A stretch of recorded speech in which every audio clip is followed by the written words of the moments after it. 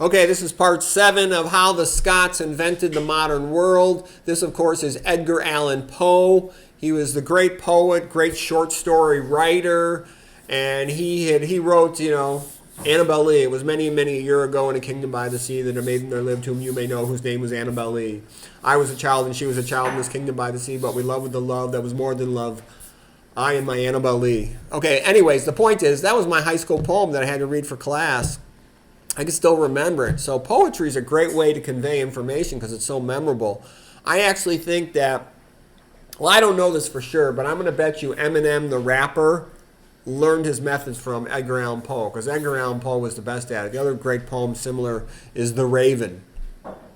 So anyways, he was a magnificent poet, short story writer, and he had a lot of good theories about writing, how you should know what the ending is going to be before you write the beginning of a short story or a novel, and staying to the point. He was a little crazy, a little bit of an alcoholic. I think his life was very sad. It was like all the women he loved died of tuberculosis. I recall, I read his biography a long time ago, and it was something like his mother died of TB, his wife died of TB, his girlfriend died of TB, something like that. But anyways, magnificent writer, genius. Okay, now here is William Jennings Bryan, okay? And he's a guy, his heart was in the right place. He wasn't the best informed guy. And he's one who said, do not crucify us upon a cross of gold. And he's the one that was at the Scots monkey trial. The Scots monkey trial was BS. What they were trying to do is force atheistic Darwinism onto the people of America as a religion to ruin children. They're the enemy of the public. People trying to force atheistic Darwinism onto the public. And he stood up for the right cause, but he just wasn't well enough informed, and so he lost the case, really. He might have officially won the case, but unofficially he lost the case in the mind of the public. And that's why other people say, well, H.L. Mencken was a great writer. H.L. Mencken was a jerk, okay? H.L. Mencken went against Jennings Bryan. He sided with Clarence Darrow, who's a scumbag atheist. Look, if you go down the path of atheism, there is no choice but to insist upon slavery. There is no choice. In the short run, you can BS and say all you want. But in the long run, if it's atheistic Darwinism, the weak and the stupid should either be dead or slaves, okay? And there's a lot of people that are weak and stupid, okay? And if you don't think that's true, then you haven't been out in the streets, okay? What this means is when you hear somebody pushing atheistic Darwinism and saying, oh, they want to make things better, they're just joking. They're just trying to grab more power. And they know if they get atheistic Darwinism and they get power, they can do whatever they want. Okay? All right. So I just want you to know that William Jennings Bryan was a good guy. All right. Now here's the next guy. Here's another Scottish guy. Here's another Scottish guy, Colonel Robert McCormick. Okay? He had been like a war hero and he became very rich. He donated his money, some of his leftover money, to make McCormick Place, a real fancy place in Chicago where they have a lot of shows, the Chicago Tribune newspaper. And also he donated money to make this place Cantigny. It's like a military park museum. The kids can walk inside the museum. It'll show set designs from, World War I, World War II. They can climb on tanks, and it's a beautiful, like, arboretum-like garden. It's a very nice place for people to go. Okay, the Cantigny Military Park. I think I don't remember the exact location. It was something like around Wheaton, Illinois, something like that. Okay, now here's a guy named Thomas Telford, a Scottish civil engineer, and he was a real pioneer in techniques of building roads and especially bridges.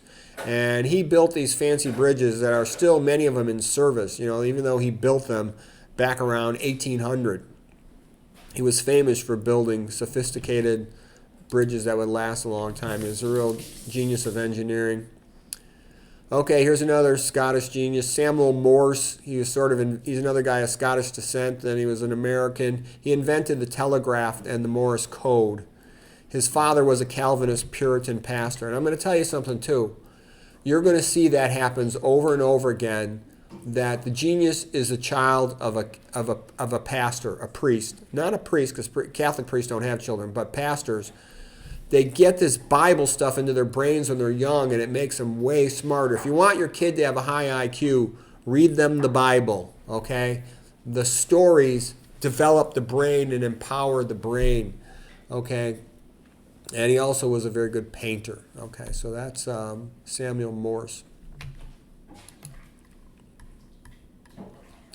Here's another Scottish genius, Sir William Thomson Kelvin, who developed the Kelvin absolute temperature scale. Okay, he was a physicist, and he made multiple discoveries in the realm of fundamental physics. Okay, and again, this is just typical of the Scottish, little country of 5 million people, and they're the best in the world at so many different things. It's not even funny. Okay. Here's Sanford Fleming, and that's what I'm trying to say. Multiculturalism is horseshit. You have entire continents with hundreds of millions of people that have had less intellectual achievement than 5 million Scots, okay? And why do I think it is? Number one, because they're Christian. Number two, I think it's also partly because they're up north. When you're in the north, there's nothing to do in the winter. You're freezing your ass off. You're just trying to stay warm. You have to be very resourceful. You have to store food up that's going to last for the winter, or you have to go hunt and be a good hunter. Versus if you live somewhere tropical, you can just, pick the fruits that grow on the tree. You don't have to push yourself, okay? Almost nothing intellectual came from South America, okay? Don't take my word for it. Go look up all the big inventions. The steam engine, the steam machine, the locomotive, the railroad tracks, the telephone, the telegraph, electrical current, direct electrical current, alternating electrical current. Okay, the fundamental discoveries of physics, optics. You see, it all happened in the West by Christians. You'll be amazed how true that is. Okay, Christianity and a cold winter make people a lot smarter. And reading the Bible in youth. Okay, if you want your kid to be smarter, that's all good things to do. Okay, you got to have some challenge in life. Freezing your ass off in the winter is a challenge. Reading the Bible, trying to understand it, that's an intellectual challenge that you remember as you try to figure it out. Rather than a public school, you forget everything. It's a fake education. So this guy, Sir Sanford Fleming, he developed the concept of a worldwide standardized time zones based on a 24-hour clock so everybody in the world could schedule things in coordination with each other. So that's a pretty important invention. Okay, and that's it for this part 7 of the Scots. Hope you found that helpful.